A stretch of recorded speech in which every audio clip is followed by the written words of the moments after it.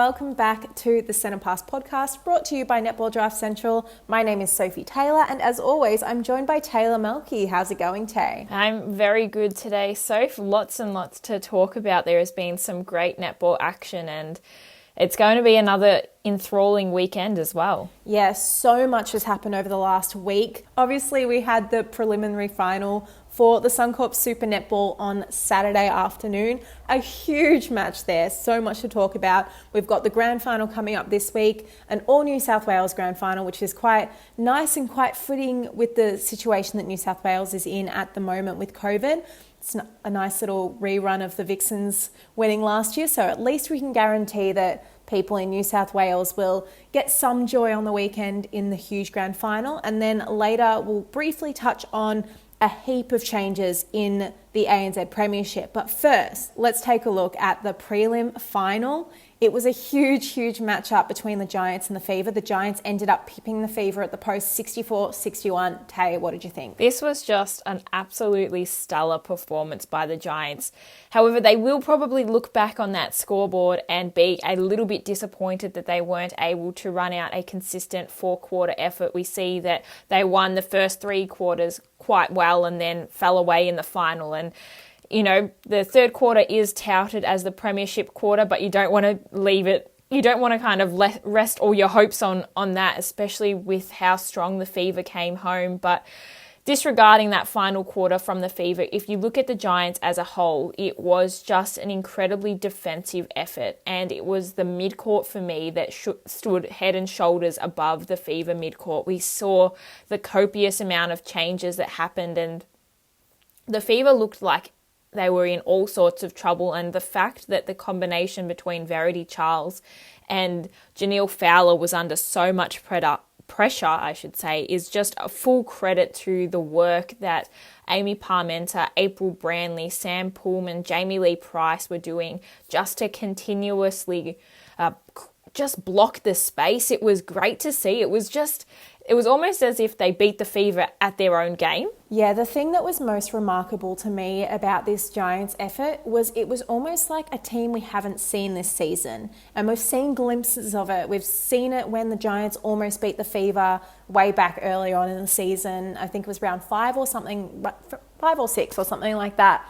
We've seen patches of this brilliance, but we haven't quite seen it in the full four quarters. And even though this match, the Fever did come out with the fire in the belly in the last quarter, that did not kind of get in the Giants' head the way that it has in other rounds. They were just monumental. I mean, you look at the work rate of Sam Pullman, and I've never been the biggest fan of Pullman because of just the way she goes about her game, but that was the perfect game plan to take down Janelle Fowler. You could tell from the opening centre pass, Fowler she missed a shot on the first attempt, and she caused multiple offensive contacts, and that just goes to show the impact that Pullman had on Fowler's ability to play her own game.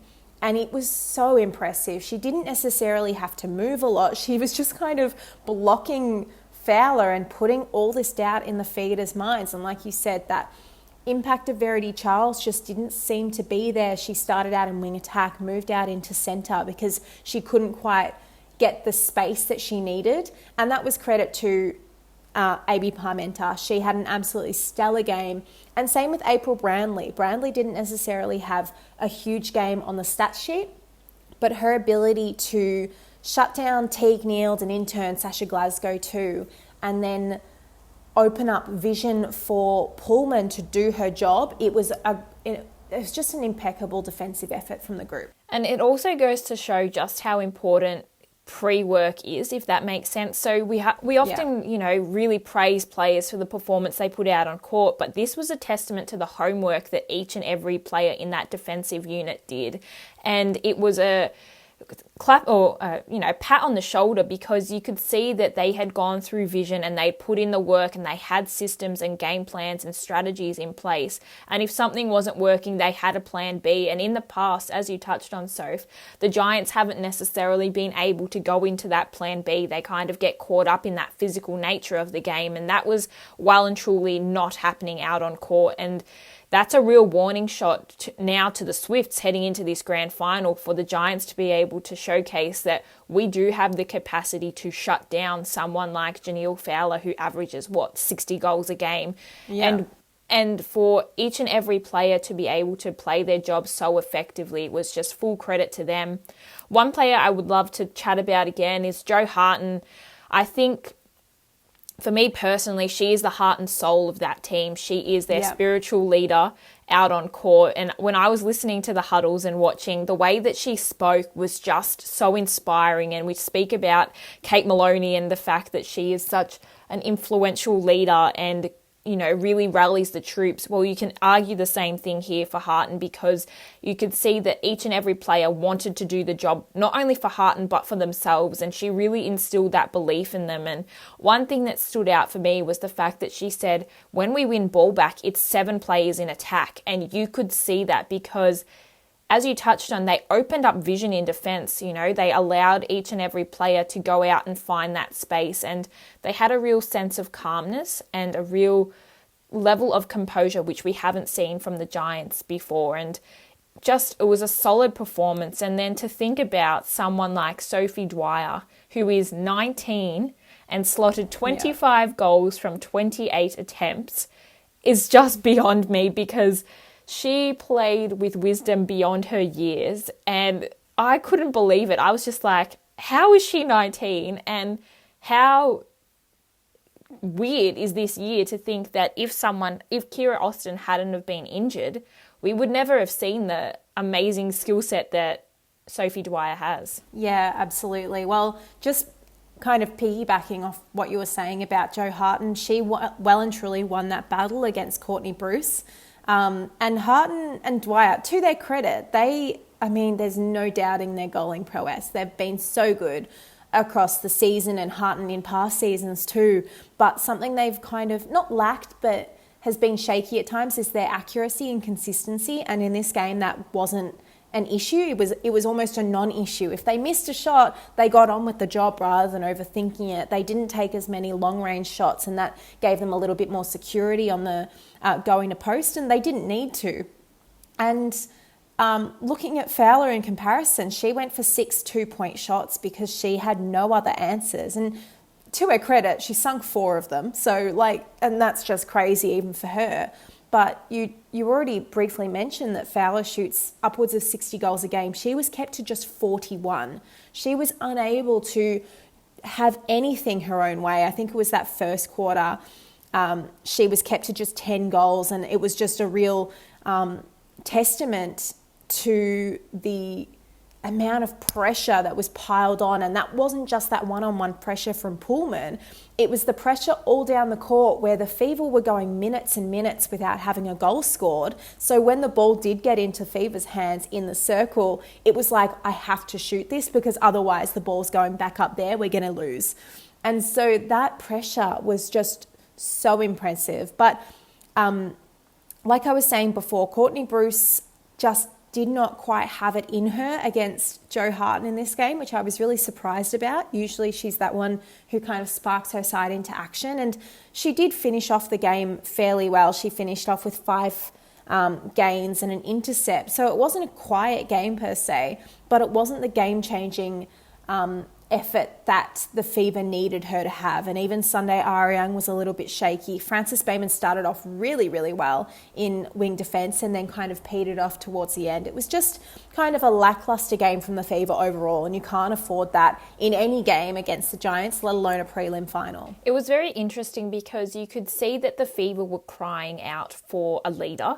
They were crying out for someone to really step up to the plate, and you mentioned already some great names. You've got the likes of Courtney Bruce, who has showcased time and time again, not only for the Fever, but the Diamonds, her ability to and tenacity to just change the course of a game within a heartbeat. And then you look at someone like Verity Charles, who is that real energizer bunny, and she was well and truly shut down. And the linchpin in Janelle Fowler couldn't get her game up and running. And so with those 3 key cogs kind of out of use or out of kilter, then it left the Fever wondering and lackluster, as you said, because they weren't able to generate that usual momentum and just general ball speed. And I think also if you're looking at that matchup through the midcourt with Jamie Lee Price and Jess Anstis for a little bit, Price has just gone from strength to strength this season, and she really showcased that endurance and just smarts to reposition and constantly be that both offensive and defensive pressure which the Giants needed. And then you look at someone like Maddie Hay, who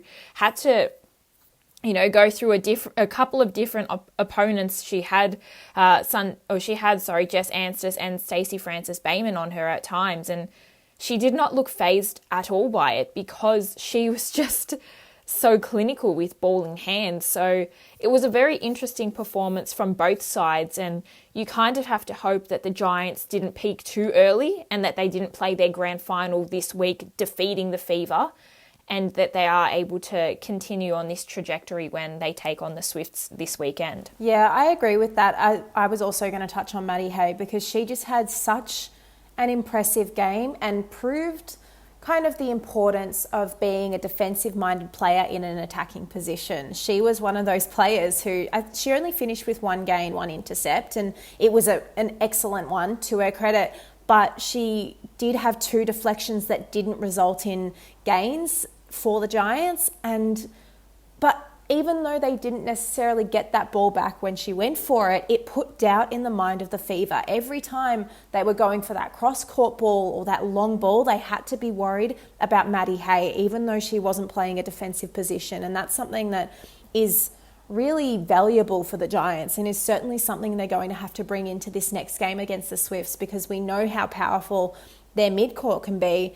But if Maddie Hay can continue on this trajectory, she's had an excellent season. If she can continue that, I have no doubt that the Giants will be able to just continue to score quickly and effectively the way they did on the weekend. It puts her in really good stead for Diamond's contention as well. She was named in the development squad, but if she continues to hone in her craft, then it looks even better, and she's proving that she is able to stand up in those big moments and look really unfazed by everything that's thrown at her. So it's going to be a great clash. Just quickly before going on to that grand final preview, we'll just quickly touch on the fact that it was Stacey Marinkovic's last game as coach.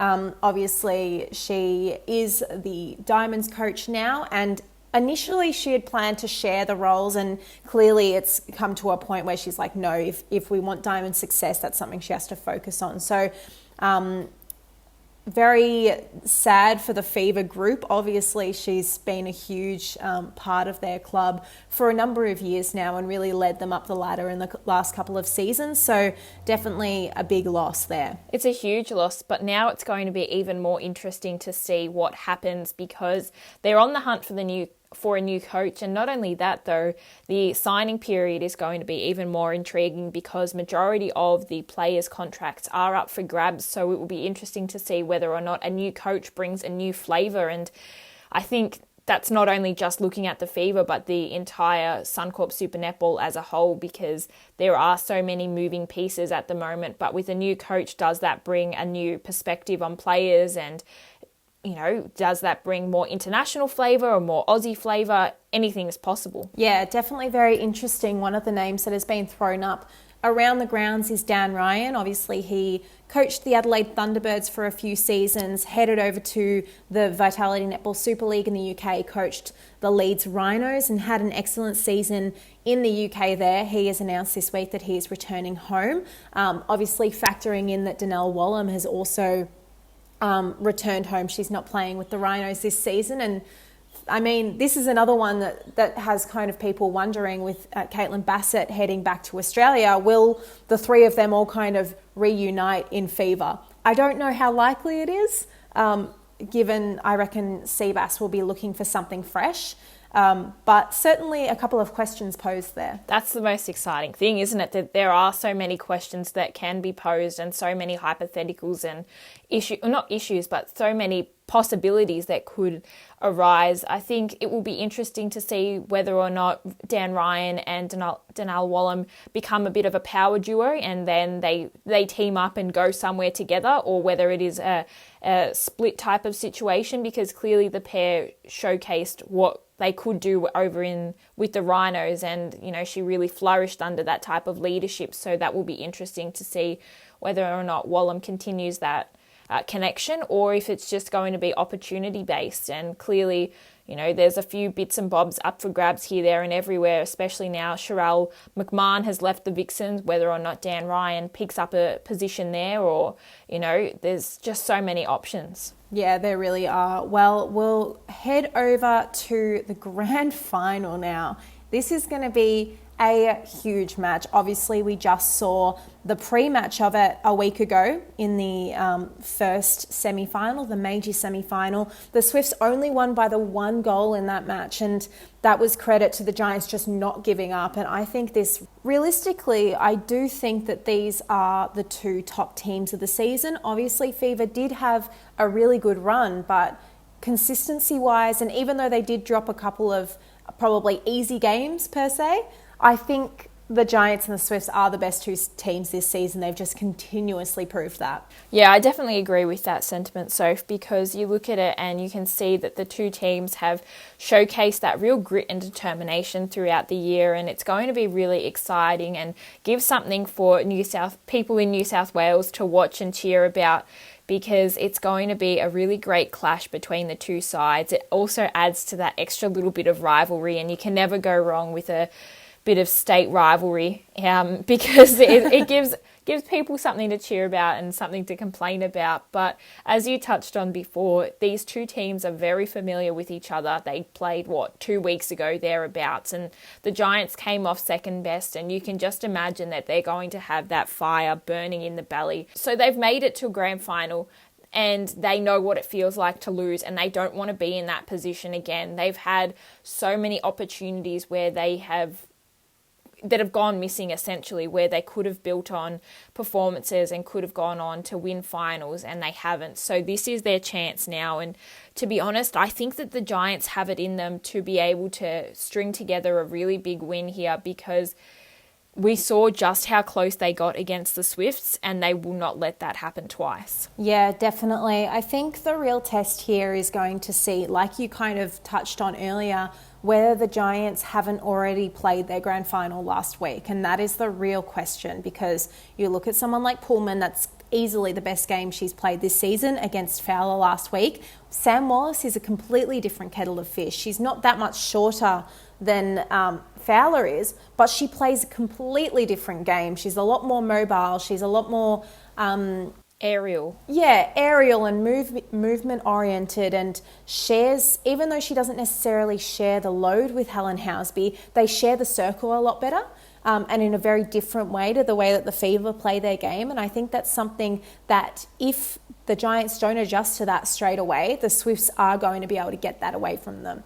My only issue is we've spoken a bit about how Housby isn't necessarily the most consistent player. And I think, this season in particular, and I think that's something that the Swifts will need to keep an eye on. She needs to be at her best to win this game. I think she had a huge start against them last time. Yeah, she shot 7 goals from 8 in that first quarter and then finished with only 11. So if Housby can have that same impact but kind of string it along the full 4 quarters, I think the Swifts are going to be a huge, huge buffer for the Giants. Yeah, she really hit her straps last game that they played, and that was just, you could see that April Brownlee almost didn't know how to negate her in that opening quarter, because she kept getting caught in no man's land, hedging her bets between whether she had to double back on Fowler, whether she had to double back on Sam Wallace or try and put in the hard yards against Housby, and Housby just took that and ran with it. So like you said, Soph, if the Swifts are able to unlock Helen Housby at her full potential, then they're going to be incredibly hard to stop. But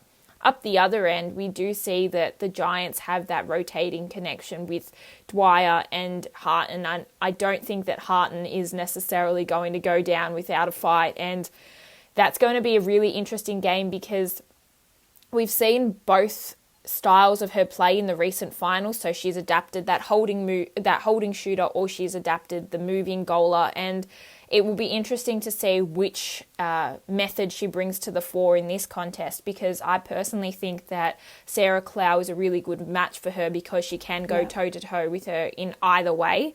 So it's going to come down to whether or not Harton is able to rise above that and really spur the side on. Yeah, the other thing for me in that goal circle is we know how powerful Sophie Dwyer can be, but against the Swifts last time, Maddie Turner had her number. And Turner, again, hasn't quite been the most consistent this season, but when she's been on, she has been on. Her hands over pressure is invaluable for the Swifts, and that's something that really appeared to get in Dwyer's head. She shot 18 from 27. So again, not necessarily a bad number, but certainly something that the Giants will have worked on this week, getting ready for this grand final, because that's something where they have such recent history against the team. They can actually really use this and use especially that second half. I think the Giants won by 5 goals in that second half, and that was how they were able to get that 1 goal deficit at the end of the game. I think they could really, really test the Swifts. But who, obviously, both teams have all these superpowers. Who do you think is going to win, and who do you think will be player of the match? Oh, you're putting me on the spot here. I'm going to go with the Giants, and okay. I'm going to say that it's going to be Amy Parmenter, because the game that she put in against Verity Charles, Emma Kosh, everyone she had to come up against last week for the Fever was just phenomenal. And I think if she is able to maintain and continue that trajectory in this game, it's going to really shut down the Swifts. And we've seen just how much they rely on that wing attack role to be up and firing, whether it be Maddie Proud, Paige Hadley, Nat Haythorne-Thwaite, or even Taylor Fraser. So I think Palmy's going to have her hands full, but if she is able to negate either one of them, then it's going to work well and truly in their favour. What about you, Soph? So I'm actually going to go the opposite. I'm going to go Swifts, because they do have that winning mentality behind them. They have won a grand final before, and it was with a lot of the same group.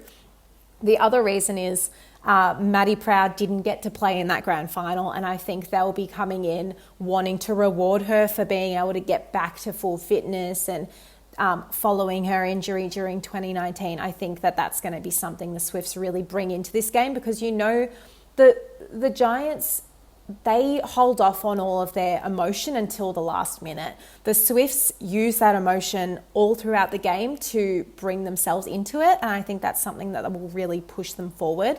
And if the Swifts win, I do think it will be Maddie Proud that wins player of the match, or Sam Wallace, but I think it will be Proud. Interesting that we both went for mid-quarters. 9 times out of 10, it is a goaler of some sort that wins a player of the match, but anything is possible in this crazy type of year. Exactly. Well, obviously, a huge match coming up this weekend. Saturday afternoon, I'm fairly certain it's 3 p.m. That's when most of the others have been, 2:30 p.m. So definitely switch that on Saturday afternoon if you're around. Before we head off, we'll quickly touch on a heap of changes in the ANZ Premiership over the last week. We'll quickly go through all of the changes first and then go on to the Magic, because the Magic has so many. So, Tay, do you want to start us off with the non-Magic changes? Okay, well, here we go. Let's go. They just put me on the spot here. So we've got a couple of changes which are quite exciting. So if you take a look at the Northern Stars, they will see the return of Kayla Johnson, or Kayla Cullen. Most will probably know her as Kayla Cullen. She did play with the Swifts for a little bit prior to announcing her pregnancy. So she'll be joining the likes of Anna Harrison, who is returning once again. And then Holly Fowler has made the switch from the Magic to the Stars. So that's going to be a really solid defensive lineup for the Northern Stars, who missed out on finals this season and will be ruining that missed opportunity. And then they do say goodbye, however, to Monica Faulkner. So Monica Faulkner has switched over to the Northern Mystics. So the Northern Mystics have said goodbye to one of their goalers. But as Soph touched on, we'll go through that with the Magic, because it is Bailey Mez that has moved on. Who else am I forgetting, Soph? We've had a heap of confirmations sign in the back end for the Mystics. Phoenix Karaka, Michaela Sokolic-Beatson have both signed on, coming back from injury and pregnancy. And then Suli Fitzpatrick has also signed on. Obviously, the Mystics just won a premiership, so they have plenty pushing them into next season, and they have just signed so many huge names. The other one who's also joined that group is Claire O'Brien from I think she's originally from Sydney. She played for the Swifts and the Giants as a training partner. Yeah, and she also played with the Mystics throughout this season, so they've clearly just elevated her on, which is a great move for them, and very exciting to see her continuing to ply her craft. Then if we have a look at the Pulse lineup, they've got the services of Tamalisi Whakahakatau. She's a little bit of a traveller as of late, so she's gone from the Tactics in 2020, the Magic in 2021, and then now she is signed on with the Pulse this year. So that's a really interesting move on her behalf, and it's going to be exciting to see what she offers to that defensive unit. I think it's the best time now to head into the Magic list. Yes. So obviously they finished at the bottom of the ladder this season. They only got one win on the board, and that was in round 1, so that's kind of disappointing. The confirmation, which we already briefly touched on, that Seabass is not signing back on to the Magic. So that is obviously a big loss, but they've bolstered that by signing Ekanasio, who it is confirmed that she did receive a contract from Pulse and chose not to go with Pulse, which is very interesting. So Ekanasio is headed to the Magic. Bailey Mez is headed to the Magic from the Mystics. Claire Kirsten has headed from the Pulse. Yeah, as you touched on, Soph, there's a whole heap of changes, but this is the concerning part for me, for example, is the fact that at the end of last year, heading into this season, the Magic also went through a whole heap of changes, and then the outcome was the same. And I'm not saying that that is going to be the same case here, but it is interesting to see the high player rotation, because they acquired the services of Caitlin Bassett, and then they got Kiara Semple, and they got Tamalisi Whakahakatau. So they pulled in all of these really big names, but then they weren't able to necessarily convert on the scoreboard. So it will be interesting to see what happens here, because Amelia and Ekanasio and Claire Kirsten clearly have a really strong connection. So for me, this kind of implies that Ekanasio gets the start in goal attack, Kirsten gets that start in centre, and then potentially Sam Winders goes back to that more traditional wing defence role.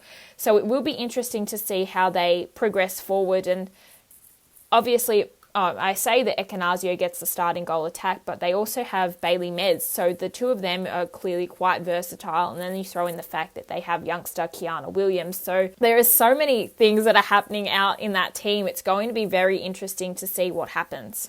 Yeah, definitely. And I think we've spoken a lot in the past, in older seasons of the podcast, where it's almost like teams are trying to cut straight past the rebuild phase and go into the winning phase. And a lot of the time we see that teams like that aren't successful in their first year because they aren't able to generate those connections. And I mean, we've seen it with the Thunderbirds. This season they started generating those real connections, but last season they still weren't able to do that, even with those big gets, and even if some of them came 2 years ago. And so for the Magic to kind of throw out these potential combinations, I mean, we saw how good Kiana Williams was all season, and then you look at two of the Ferns players in Ekanasio and Mez, and what happens to Williams in that scenario? Does she go back to, I think she was traditionally a goal shooter, so does she kind of take that goal shooter role and maybe share it with Mez or share it with Ekanasio?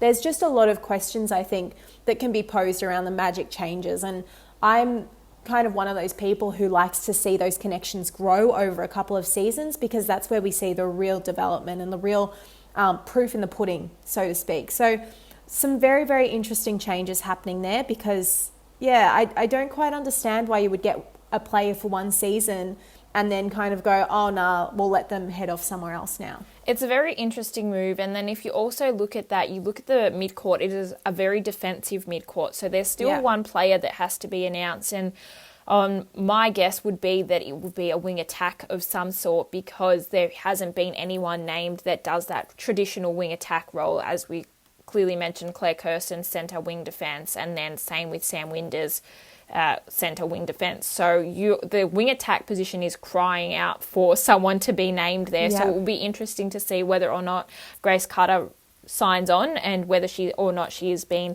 offered a position there, because she crossed from the Stars at the end of last year to the Magic this season. So it's going to be a very intriguing time, and I will say, though, it does make it interesting looking at the season ahead because there are some huge player shake-ups, especially if you're looking at the Pulse lineup to compare how many players have now left that team that were back-to-back premiers, and now they're just a shell of the team that they used to be. Yeah, that's something definitely worth keeping an eye on, given the fact that Pulse have reverted back to that same premiership winning coach now.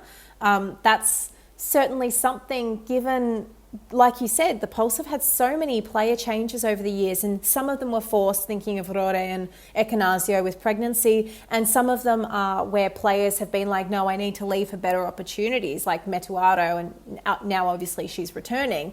But I don't quite see how the premiership winning coach returning to a completely new group will necessarily help them continue pushing forward for another premiership. So definitely some very, very interesting things happening over in the ANZ Premiership at the moment. It's going to be a very exciting year of netball ahead of us, and that's, looking ahead to next year. We've got a couple of months still before the ANZ Premiership season will kick off again. Definitely. Well, I think that's all we've got time for on this week's episode of the Centre Pass podcast. As always, thank you so much for listening. Follow us on socials at Centre Pass Pod on Twitter, Centre Pass Podcast on Facebook. Send us a message. Let us know what you think of the latest episode because we love to hear your thoughts, and we'll chat to you next week.